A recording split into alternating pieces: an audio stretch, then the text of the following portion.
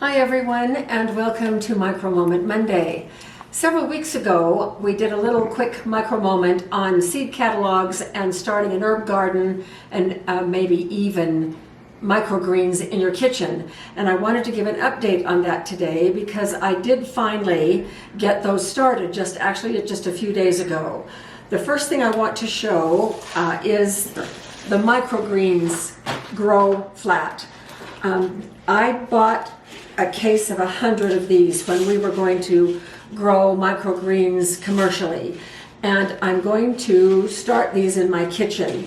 This has 10 rows and they're only about this deep, but this is a great savings on potting soil. And then of course I just put it over a regular flat and then I can water and it catches the water in the flat underneath so that it doesn't mess up my kitchen. And I did plant 10 rows and we're going to take a look at those right now to see how they're doing. I hope you're going to be able to see these, but I wanted to show you my setup. This, because I have just recently planted these seeds, I need to cover this with a dark covering because I don't generally cover the seeds with soil when I do microgreens. I did on about 4 little rows here, but the rest are just open and exposed. So I don't want the light to get to them. I want them to think that they're under the soil, and so they will go ahead and sprout. So let's take a look and see what we've got. Generally, microgreens will sprout really, really fast. Now I have numbered these rows. This is row number 1, this is row number 10.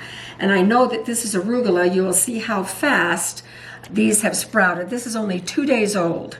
I have, let's see, I've got them written down here. This is a mustard. There are a couple of shoots here, not very many. This is Amaranth, and I love Amaranth. It comes up with red stems. Most of these seeds were purchased in 2014, so they're quite old. I may not get as good germination as if they were brand new seeds. This next row is chard. I don't expect to see them for a few days. This is peas, and we're already seeing how they're popping up. They're putting roots down, so they're popping up above the soil. I did cover these 4 rows. Then here next to the peas, I have beets. And then these are Daikon Radishes, and the Daikon Radishes, they're going to be quite strong tasting, and these put down gargantuan roots. And so for microgreens, I harvest them when they're only about 2 to 3 inches tall, so they don't get root crowded down there. And then this next row is just regular broccoli, and I do have a few little shoots coming up, pretty good for only 2 days. This is Pak Choy, and it is a cabbage, a Chinese cabbage, and it is really sprouting. And then this is broccoli rabe, and I love this one too. It gives such a really nice flavor to these microgreens. Now, what I'm attempting to accomplish here, I have not planted yet my lettuces out in the greenhouse. That's coming up probably in just the next few days by the weekend. And it's still going to be several weeks before we have fresh greens out of our garden. Our nights are still in the 20s and we're expecting snow today. And so I am working on keeping microgreens growing in my kitchen so that we will always have some homegrown greens. And this is really a great exercise if we're ever in a long-term grid down situation. We will have the confidence to know that we can produce greens. We're interrupting yesterday's video for a 24-hour update. Jim is so funny. I just drove home from work in a blizzard. I changed clothes and was sitting at my computer editing yesterday's video. Jim was kind of watching over my shoulder and took a look at the flat with the microgreens. He said, "Oh gosh, we've got to show them a 24-hour update because I took the cover off yesterday, so these have been 24 hours now in the light." So let's look. Here they are. They've all greened up. This is the arugula. I have some beets coming up, the little red right here. The Daikon radishes are greened and shooting up high.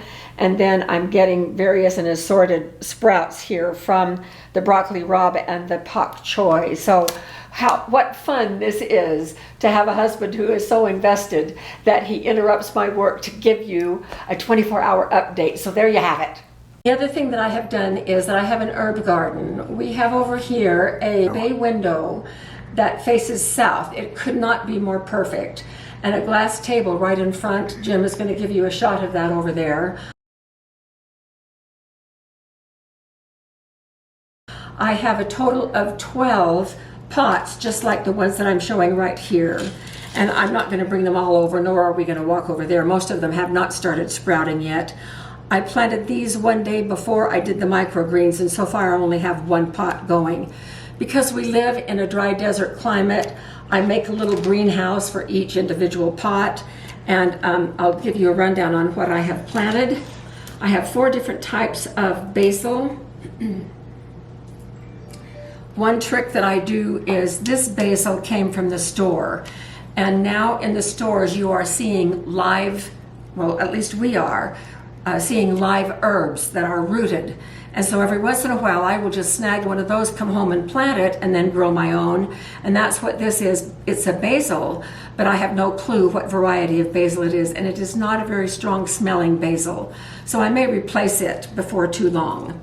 But in addition to this one, I have cinnamon, lemon, Genovese, Italian, and then this one that we got from the store. Those are all basils. Then I have marjoram, French thyme, chives, oregano, cilantro, 2 types of parsley, curly parsley and Italian parsley. I did spread the seeds out and then covered the seeds with a little thin layer of soil, and then I sprayed them generously. And we do have a little bit of germination going on right here. And this is Italian basil that is coming up. It's the only one so far that's coming up. These have been in 3 days. So I expect I'll be seeing the other ones here shortly. So that's it on the indoor gardens. And we will check back with these periodically. I'll let you know how things go. The second thing that we want to do is we want to walk out to the Kelvin lab. Kelvin is our freeze dryer. So the lab where we keep the freeze dryer, that's where I have the jars that we are testing the Tattler lids on. And we are going to check those Tattler lids because it's been a while since we checked them. Just so that you remember what we did, this is a used lid, and I took the Tattler ring and put it right over the sealing compound there.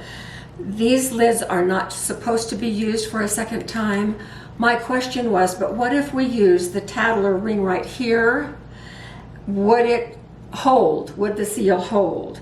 And so then I did that, closed it with a regular band, and we have 30 jars of vegetables out there. Well, we did have 30 jars of vegetables out there.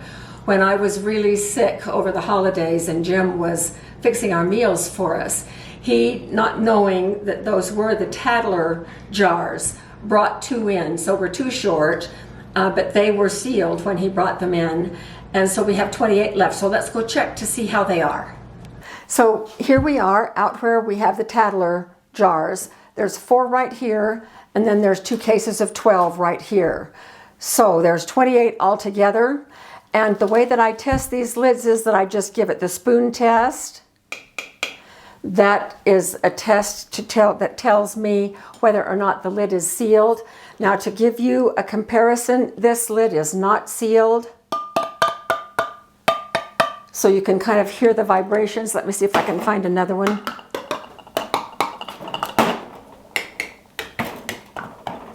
This is another one that is not sealed. Let's go ahead and test these to see if they are still sealed. All right, so here's one carrot, and you can see just the little bit of the Tattler ring right there. So that one is sealed. All 4 of those are sealed. Let's do these 12. And now these 12.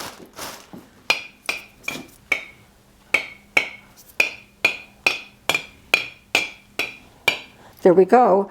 And then just for comparison, that corn again, so you can really hear the difference in the sound. All right, so We still have 28 out of the remaining 28 that are sealed, and we're coming up on 4 months. So far so good. Our goal is to keep them for a year and see how they do after a year. So that's it for this micro moment. Hope you enjoyed it, and we will see you next week for our next micro moment.